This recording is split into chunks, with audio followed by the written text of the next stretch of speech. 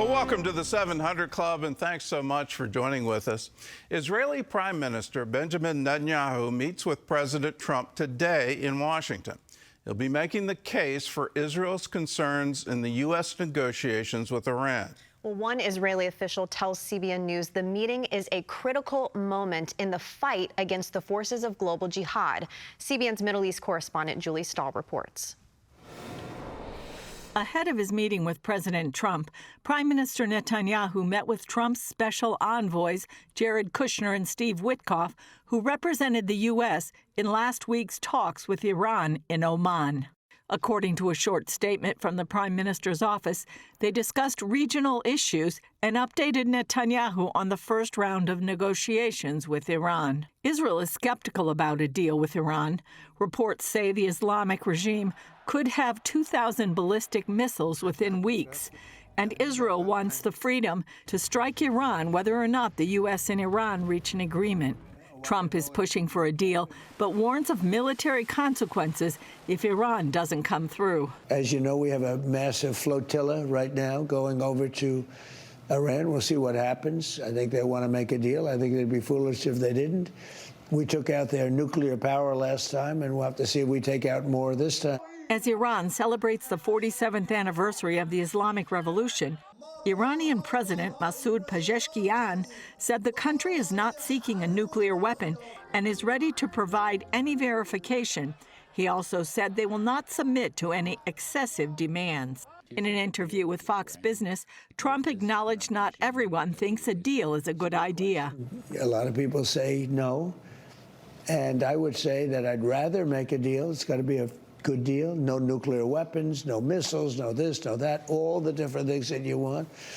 But some people worry that they've been very dishonest with us over the years, right? Very dishonest. Israeli Deputy Foreign Minister Sharon Haskel says Trump is reshaping the global world order in the face of jihadi Islamist forces trying to take over the world, and says the Trump-Netanyahu talks are critical. This meeting is vital and important in determining what is going to be the next step so that good can defeat evil.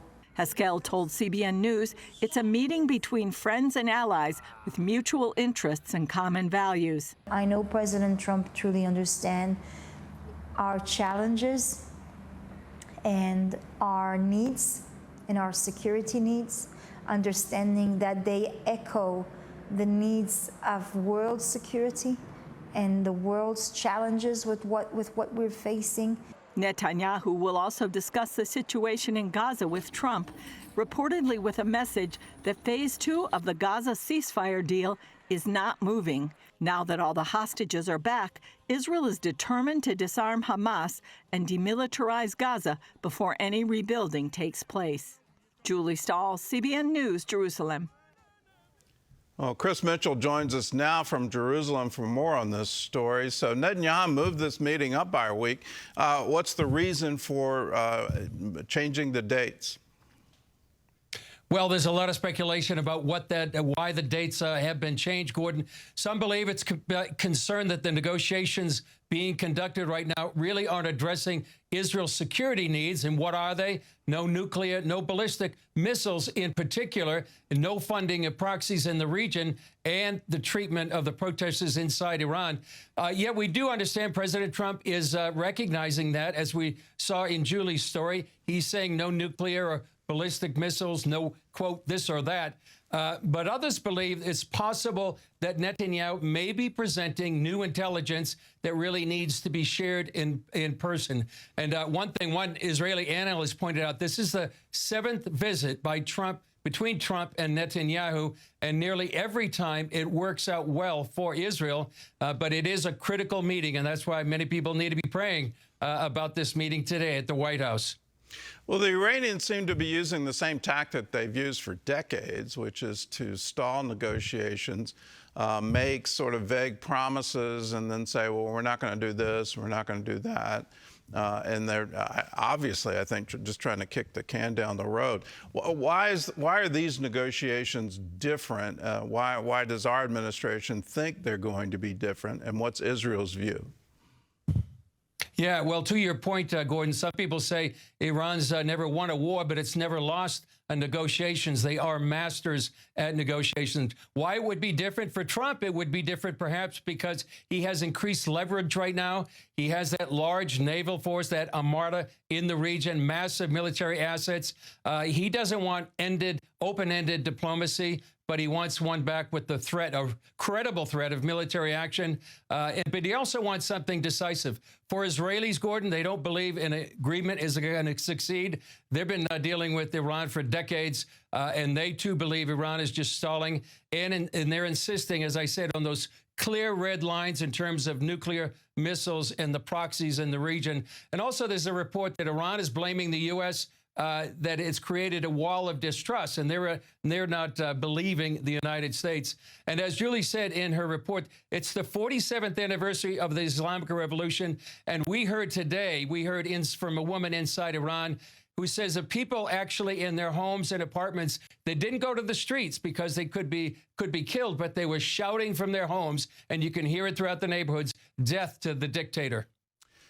Let's talk about the possibility of war. There's a vast armada of U.S. warships now off the coast of Iran. Is this going to be a joint exercise? I know Trump would be against trying to put boots on the ground. I don't think you're going to change the government without that.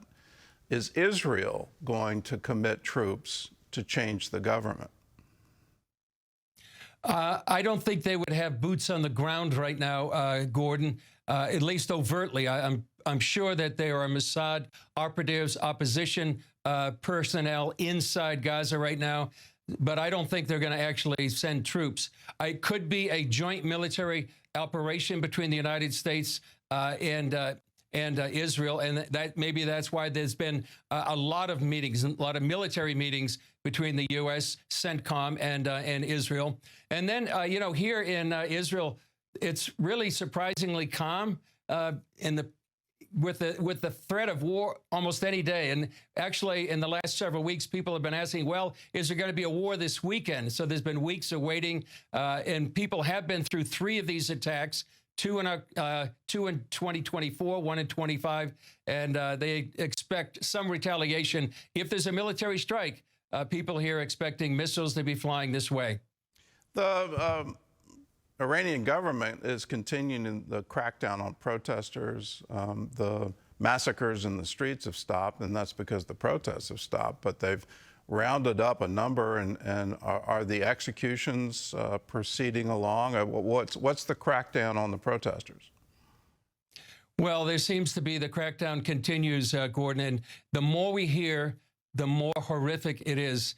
We just heard a story yesterday about, particularly among the women, that the IRGC is taking the women, and it's almost to them almost like a fate worse than death.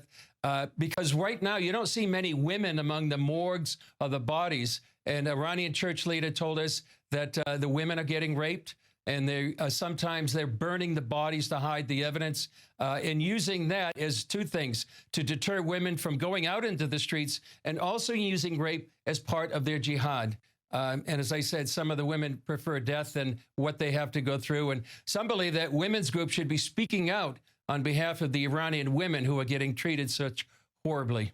I've made the parallel before. It just seems to be a repeat of what happened in Indonesia, where the government turned the troops against the civilian population, and absolutely they used rape as a weapon to try to quell the dissent. Ultimately, they were unsuccessful because the horror of it all just gripped everyone, and it just turned everything into grim resolve that we're going to see this through and see this through to the end. These people are absolutely evil, and they should no longer be in government. Well, let's look to Gaza, and that seems to be another intractable position. Hamas seems to want to rearm. The international coalition, no one wants to commit troops to keep the peace. And it looks like Israel is going to be in default running Gaza for the future. So what's Israel's plan? Well, I think they recognize Hamas is not disarming. They say quite clearly they're not going to disarm. But Israel knows that disarming is the critical part of phase one. They don't want to go to phase two without completing the disarming. And so that's why things are stalled right now. They want disarming and demilitarization and de-radicalizing the population. Right now, we're a long way from that. So it looks, Gordon, like inevitably that it's got to be the IDF to go in there and take over the other 47% of Gaza that Hamas controls. The IDF controls the other 53%. It looks like that's going to be an inevitable solution to disarming Hamas, whether it's weeks or months away. That has to be demoralizing in Israel, that you'd have to have that kind of commitment going forward just to secure your southern border. What's the reaction within Israel? Well, I think demoralizing is a good way of putting it, because there's been nearly 1,000 men and women who have paid with the ultimate sacrifice trying to trying to disarm and defeat Hamas. And so now it's been months since October that Hamas has been able to strengthen their position and sort of dig in. So going back in now is going to be even harder militarily to take over, this parts of Gaza. They were just seemingly weeks away from actually defeating Hamas totally back in October, and then the ceasefire happened. So demoralizing, I think, is a good way, but I think they're determined to make sure that Hamas is finally defeated. Well, Chris, thanks for your insight. Thanks for being with us, and we'll continue to pray for the peace of Jerusalem, for the peace of the region, and especially pray for the Iranian people that they would be released from this evil government. Thanks for being with us.